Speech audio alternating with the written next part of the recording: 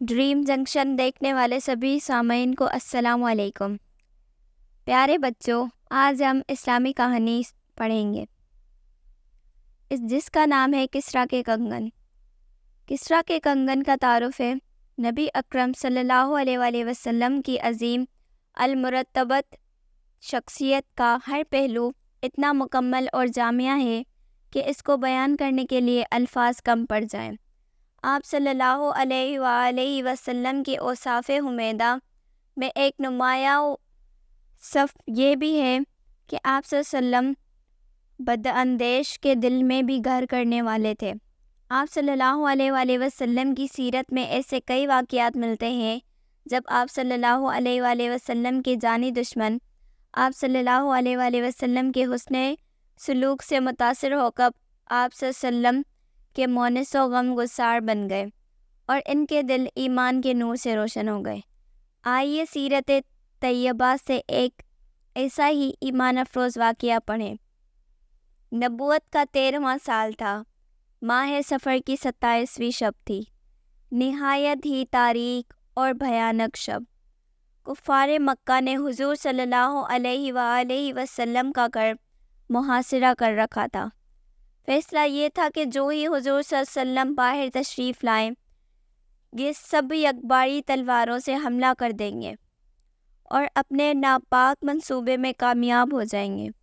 اللہ کے رسول صلی اللہ علیہ وآلہ وسلم نے اپنے جوان سال چچا زاد بھائی حضرت علی رضی اللہ تعالیٰ عنہ کو اپنے بستر پر لٹایا اور سورہ یاسین کی تلاوت کرتے ہوئے کفار مکہ کے گھیرے سے باہر نکل آئے۔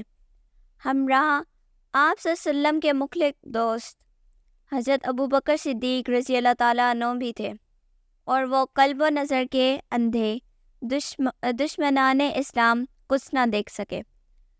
صبح جب انہیں خبر ہوئی کہ اللہ کے رسول تو خود کی حفاظت میں تشریف جا چکے ہیں تو دان پستے رہ گئے۔ وہ حیران تھے کہ کیا ہوا اور کیسے ہوا۔ کفار مکہ نے حضور صلی اللہ علیہ وآلہ وسلم کی بے بہا سار کی قیمت مقرر کی اور اعلان کیا کہ جو شخص محمد صلی اللہ علیہ وآلہ وسلم کا سر کاٹ کر لائے گا یا آپ صلی اللہ علیہ وسلم کو زندہ گرفتار کر لے گا اسے انعام دیا جائے گا، بہت بڑا انعام۔ 100 موٹے تازے اونٹ۔ بہت سے لالچیوں کی رال ٹپکنے لگی۔ ایمان کے لالچ میں سب سے پہلے جو شخص حضور صلی اللہ علیہ وآلہ وسلم کا پیچھا کرنے کے لیے دوڑا وہ سراقہ بن مالک تھا۔ رسول صلی اللہ علیہ وسلم نے گھر سے چلنے کے بعد ایک غار میں پناہ لی۔ یہ غار مکے سے خاصے فاصلے پر تھا اور غار ثور کے نام سے یاد کیا جاتا تھا۔ رسول اللہ صلی اللہ علیہ وآلہ وسلم نے 3 دن یہاں قیام فرمایا اور چوتھے دن مدینہ منورہ کے لیے روانہ ہو گئے۔ ربیع الاول کی پہلی تاریخ تھی۔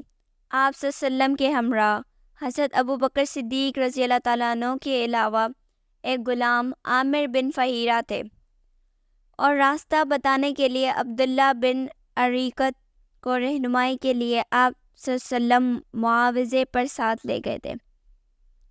جب آپ صلی اللہ علیہ وسلم ایک میدان سے گزرے تو یکایک آپ صلی اللہ علیہ وسلم پر سراقہ بن مالک کی نظر پڑی۔ وہ خوشی سے اچھل پڑا اور اس نے اپنی برق رفتار گھوڑی آپ صلی اللہ علیہ وسلم کے تعاقب میں ڈال دی۔ سراقہ سر پر خود رکھے، نیزہ تانے، چمکتے ہتھیار بدن پر سجائے اپنے گھوڑے کو سر پٹ دوڑ رہا تھا اور دل ہی دل میں خوش ہو رہا تھا کہ اب کامیابی یقینی ہے۔ 100 اونٹوں کے لالچ میں اس نے گھوڑے کو ایک ایڑ لگائی۔ قدرت مسکرائی اور اگلے ہی لمحے اس کی صبا رفتار گھوڑی گھٹنوں کے بل زمین پر دڑام سے گری اور سراقہ بھی منہ کے بل زمین پر اوندا گرا، مگر بسلی کسی تیزی کے ساتھ اٹھا، گھوڑی کو اٹھایا، چند قدم ٹہلایا اور پھر کود کر گھوڑی پر سوار ہو گیا۔ اللہ کے رسول صلی اللہ علیہ وآلہ وسلم ذکر میں مشغول تھے، اپنے رب سے لو لگائے بے فکری کے ساتھ چلے جا رہے تھے۔ دشمن جب بالکل ہی قریب پہنچ گیا تو آپ صلی اللہ علیہ وسلم کو اطلاع کی گئی۔ آپ صلی اللہ علیہ وسلم نے ایک نظر سراقہ پر ڈالی اور اپنے اللہ سے فریاد کی، پروردگار تو ہمیں اس کے شر سے بچا۔ زبان مبارکہ سے دعا کا کلمہ پورا ہوا ہی تھا کہ گھوڑی کے پاؤں زمین میں دھس گئے۔ سراقہ زمین پر آ رہا اور سمجھ گیا کہ خدا نے آپ صلی اللہ علیہ وسلم کی حفاظت کا خصوصی فیصلہ فرمایا۔ نہایت عاجزی کے ساتھ اس نے جان کی امان طلب کی۔ اللہ کے رسول صلی اللہ علیہ وآلہ وسلم نے جان کی امان دی۔ سراقہ نے کہا، یا رسول اللہ، میں آپ سے وعدہ کرتا ہوں کہ آپ صلی اللہ علیہ وسلم کے تعاقب میں آنے والے ہر شخص کو راستے سے ہی لوٹاتا رہوں گا۔ سراقہ وعدہ کر کے پلٹا تو حضور صلی اللہ علیہ وسلم نے فرمایا، سراقہ، اس وقت تمہاری شان و شوکت کا کیا حال ہوگا جب تمہارے ہاتھوں میں کسریٰ کے کنگن پہنائے جائیں گے۔ چند سال ہی گزرے تھے کہ اللہ کے رسول کا سر کاٹنے کا شوقین یہ سراقہ رسول اللہ کی بارگاہ میں حاضر ہوا اور کہا، یا رسول اللہ، مجھے اپنے فداکاروں میں شامل فرمائیے۔ اللہ کے رسول نے سراقہ کو کلمہ پڑھایا اور اس دل خراش واقعے کے بارے میں ایک لفظ بھی زبان پر نہ لایا۔ حضرت عمر فاروق رضی اللہ تعالیٰ عنہ کے دور میں جب مدائن فتح ہوا اور کسریٰ کے تاج اور اطلاعی بیش قیمت زیورات فاروق اعظم رضی اللہ تعالیٰ عنہ کے سامنے پیش کیے گئے تو امیر المومنین فاروق اعظم نے سراقہ رضی اللہ تعالیٰ عنہ کو اپنے پاس بلایا اور ان کے ہاتھوں میں کسریٰ کے کنگن پہنائے۔